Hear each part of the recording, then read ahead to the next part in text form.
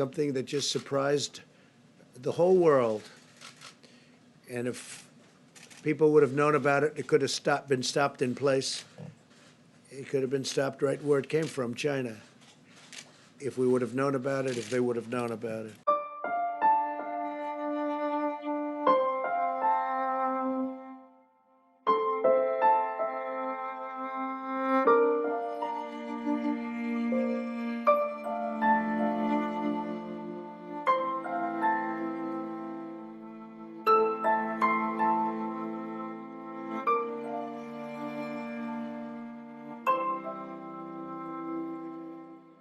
The Chinese people do not know what is happening, and therefore, actually it's the regime that is allowing this virus to spread around.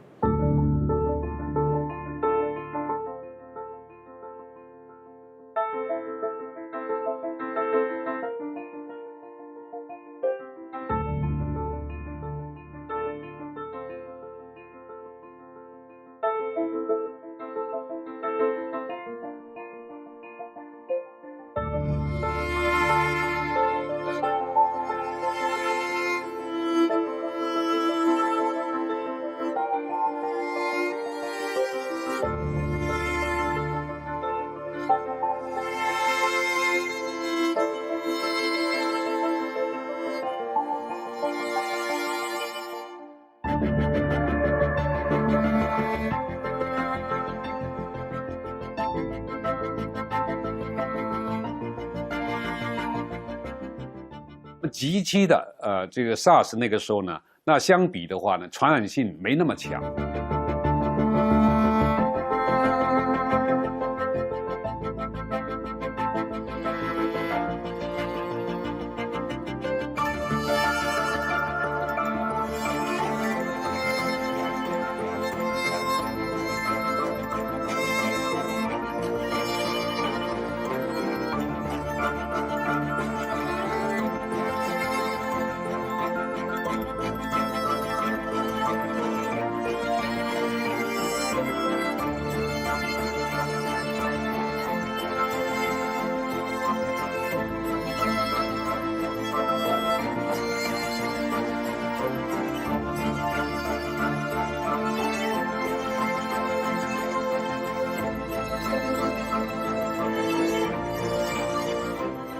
我还是很难过的，这么一个好人，就最后也没挺过这一关。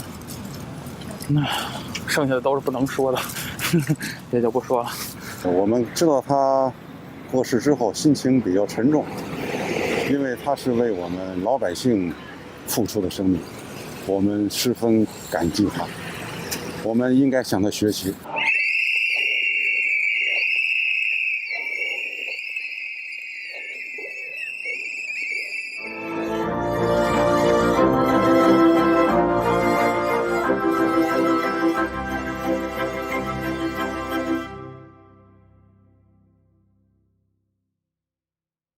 We recognize that basing our decisions on evidence, on facts, on the best science available is going to be extremely important for keeping Canadians safe. I think the 3.4% is really a false number. Now, this is just my hunch.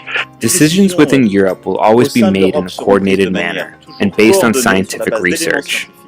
Personally, I would say the number is way under 1%. Our hospital systems are well prepared. We have been ready for this. Everything we expect to be happening is happening. This came as a surprise to all of us. It just happened. It shows what can happen in life. I think it has been an extraordinary thing to see Australians who have complied with and cooperated with the self-isolation requirements that we've put in place. We've got tens of thousands of Australians who've been subject to those. We have thousands or hundreds of thousands of people that get better just by, sitting around and even going to work. Some of them go to work. When you face an emergency like this, you need to remain lucid and maintain a sense of responsibility. The Obama administration made a decision on testing that turned out to be very detrimental. It is highly likely that we will see a growing number of UK cases. It's going to disappear. One day it's like a miracle. It will disappear. A Chinese ambassador calls for cooperation with the U.S., while a U.S. spokesperson challenges Beijing to follow through, outlining 3 steps for the regime to take. Chinese authorities have begun celebrating the so-called victory against the epidemic, but residents inside Wuhan tell a different story. A rush to produce face masks in China. Where are they being made, and how is the quality of these masks? Video conferencing software Zoom is facing a lawsuit for misleading shareholders on its privacy and encryption standards. President Trump questions whether the U.S. should continue funding the World Health Organization after the way it handled the virus pandemic. COVID-19 is a new type of virus that we have never seen before. It takes time to discover, study, and detect. After receiving the first report of 3 or 4 suspected cases in Hubei province on December 27, 2019, the Chinese side carried out epidemiological research on December 29th, and Wuhan's Health Commission issued an emergency call 1 day later. China's National Health Commission sent experts to Wuhan on January 31st for an on-site investigation. We officially reported the situation to WHO and other countries around the world, including the United States, on January 3rd. Then China's CDC uploaded the virus gene sequence to websites on the 11th. And we ordered Wuhan to shut down on the 23rd. China has taken unprecedented, comprehensive, thorough, and strict measures to control the spread of the coronavirus. According to the World Health Organization, China's measures have greatly protected the interests of people all over the world. The main difference between quarantine and isolation is whether the person has symptoms or not. Quarantine is applied to people who have been exposed but are not symptomatic, whereas isolation applies to people who are already exhibiting symptoms. Based on the information we have now about COVID, we suspect the longer end of the incubation period is about 14 days. So that's the duration that has been used for the quarantines that have been put in place in multiple areas. Initially, outbreaks like this usually are detected by detection of a cluster, so a group of cases of similar illness or disease. If it's not contained at that point, then it could develop into an outbreak, so an increase in cases in a certain local area. Spread beyond that could then become epidemic or within a country or a local region. And then if there's spread more widespread, so across multiple countries, continents, or around the world, then that becomes a pandemic. An outbreak of coronavirus infections in Wuhan province of China in 2019 is starting to emerge as the next pandemic. Current count over 81,000 cases, 3,000 plus deaths have been reported in China, with over 1 million cases, 58,000 plus deaths worldwide.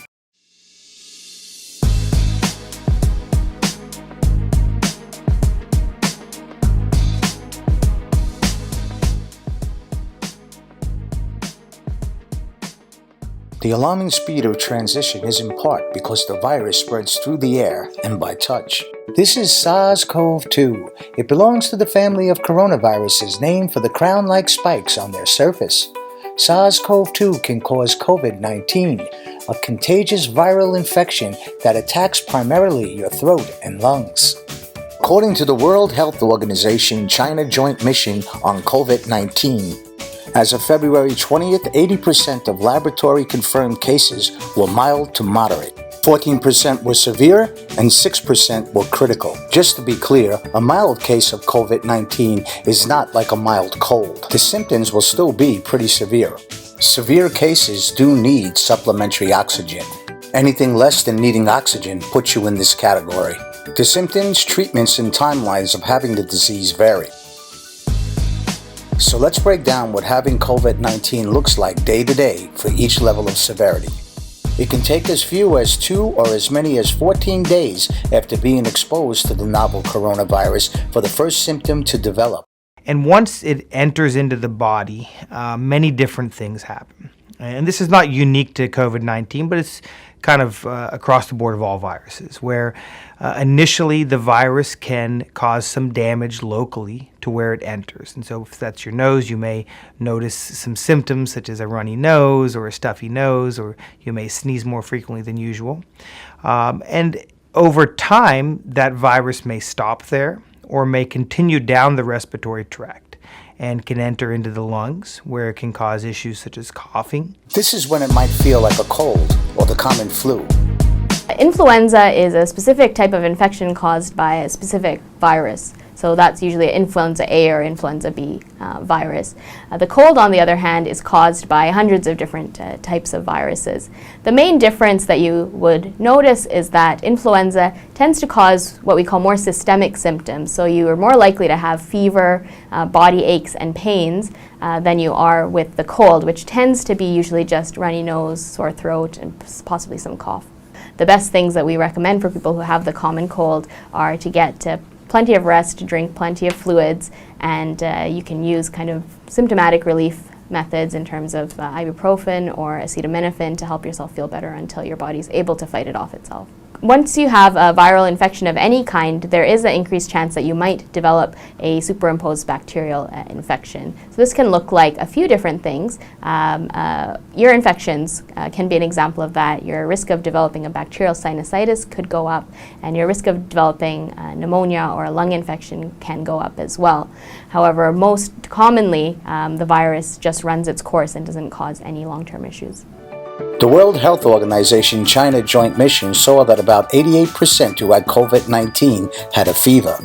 Another study out of China showed that while only 44% of patients had a fever on admission to a hospital, 89% eventually developed one. But there have been some cases that led with gastrointestinal symptoms.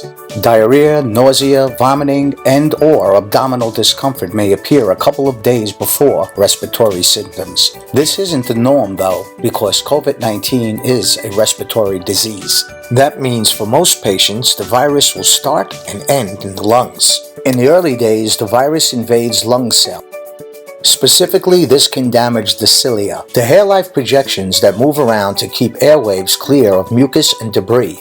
When cells get infected, they die and shut off, adding to the debris and hindering your body's ability to keep stuff out of the lungs and trachea. Inflammation causes damage, and damage causes more inflammation. And this cycle can continue till there is no healthy tissue left. And inflammation might explain why a dry cough is one of the most common symptoms. Same goes for shortness of breath and phlegm production. Other symptoms that could appear around this time are fatigue, sore throat, headaches, joint or muscle pain, chills, and a runny nose. By day 5, patients with pre-existing conditions might find that they have trouble breathing, and it usually takes about 7 days for a person to go to a hospital. Mild cases usually clear up by this time, but those with moderate to critical cases will develop pneumonia, which can range from non-threatening to severe. Recovery time for these patients can be anywhere from a few days to weeks. For some severe and critical cases, though, symptoms can escalate into acute respiratory distress syndrome. ARDS is an illness that happens when fluid builds up in the lungs. Inflammation triggers a flood of immune cells that are meant to target the infection. They are usually isolated to targeted areas, but sometimes the body goes overboard, which is when the immune cells start killing anything in their path, including healthy cells. ARDS is often fatal in critical cases. It can lead to respiratory failure requiring advanced life support, and at this time it's most likely when the patients will head to the ICU.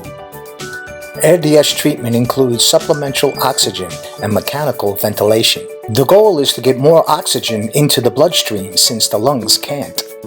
When this treatment doesn't work, the lungs are basically too flooded to get oxygen into your bloodstream. That's the cause of most COVID-19 death. And even when a person survives this phase, they could be left with permanent lung damage. SARS punched holes in some infected people's lungs, giving them a honeycomb effect, and these lesions have been seen in people infected with the novel coronavirus 2. In December 2019, China notified the World Health Organization of several cases of human respiratory illness, a disease later known as COVID-19. The virus causing this disease is known as Severe Acute Respiratory Syndrome Coronavirus 2. Disease spreads through small droplets that are exposed through the nose or mouth when a person with COVID-19 coughs or exhales. These droplets can land on your hand and be transmitted through something as simple as a handshake. Afterwards, you touch your nose, eyes, or mouth, the so-called T-zone. The virus is known to survive on different types of surfaces, so touching these contaminated surfaces and touching your T-zone brings a high risk of infection.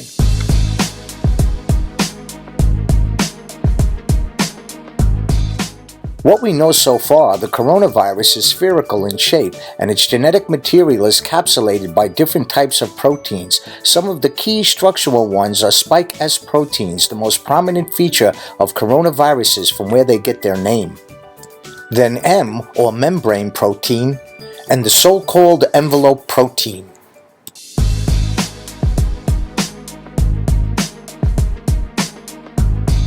Let's have a closer look. Inside the virus, genetic material contains information to make more copies of itself. A protein shell provides a hard protective enclosure for the genetic materials as the virus travels between the people that it infects. An outer envelope allows the virus to infect cells by merging with the cell's outer membrane. Projecting from the outer envelope are spikes of protein molecules. Both a typical influenza virus and a new coronavirus use their spikes like a key to get inside a cell in your body, where it takes over the cell's internal machinery, repurposing it to build the components of new viruses. When an infected person talks, coughs, or sneezes, it may land in your mouth or nose and then move into your lungs. Once inside your body, the virus comes in contact with cells in your throat, nose, or lungs.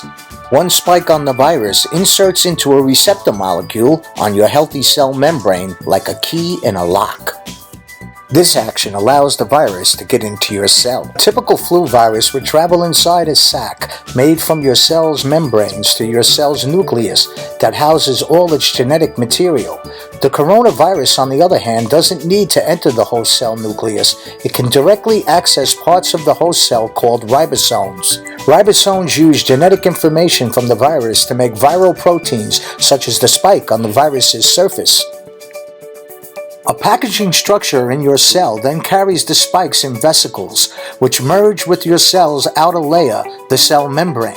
All the parts needed to create a new virus gathered just beneath your cell's membrane. Then a new virus buds off from the cell's membrane.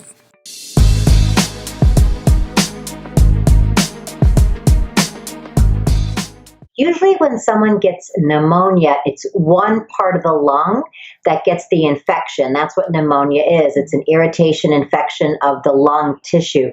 What we're seeing with these COVID-19 patients is the lung infection, what's happening, the inflammation to the lungs is actually all over the lung. So it's in multiple places, which is why it's so serious. And I think also why it's creating symptoms quickly. So the pneumonia that we're seeing with COVID-19 is more widespread in the lungs than what we consider traditional pneumonia.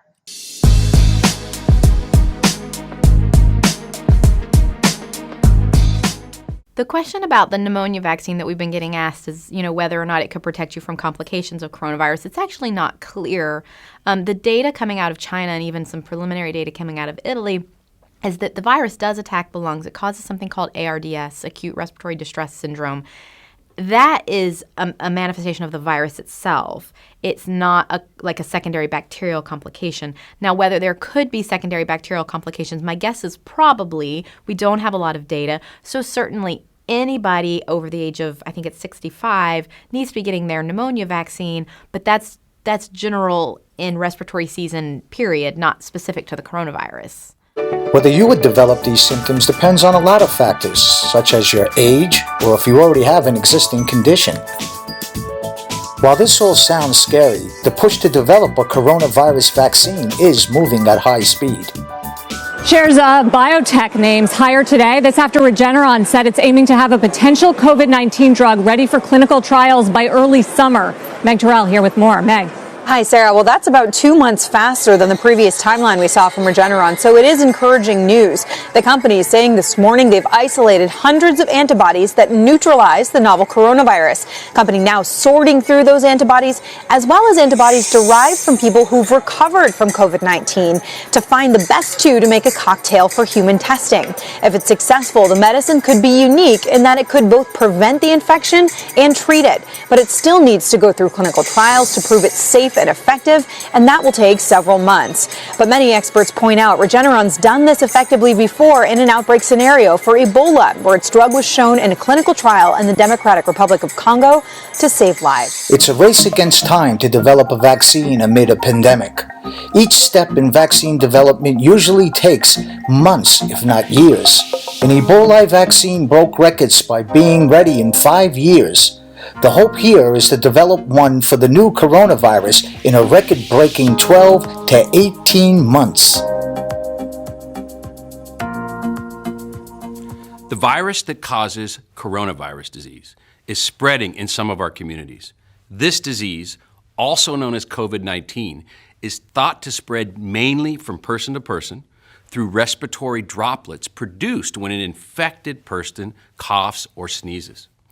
These droplets can spread to the mouth, nose, or hands of people who are nearby or possibly be inhaled into the lungs. Take steps to lower your risk of getting sick. Here are some things you should do. Wash your hands often with soap and water for at least 20 seconds. You can also use hand sanitizer that contains at least 60% alcohol. Take extra measures to put distance between yourself and others. Avoid close contact with people who are sick. Stay home if you're sick, except to get medical care. If you have severe symptoms, please call 911. Cover coughs and sneezes with a tissue or the inside of your elbow. Only wear a face mask if you're sick and around other people, or if you need to take care of someone who is sick. Clean and disinfect frequently touched surfaces. Older adults and people who have severe chronic medical conditions, like heart or lung disease or diabetes, are at higher risk for more serious illness from COVID-19. This group should consult with their healthcare provider about additional steps to stay protected. For more information on COVID-19, please visit cdc.gov/COVID-19. Let's work together to protect ourselves, our families, and our communities.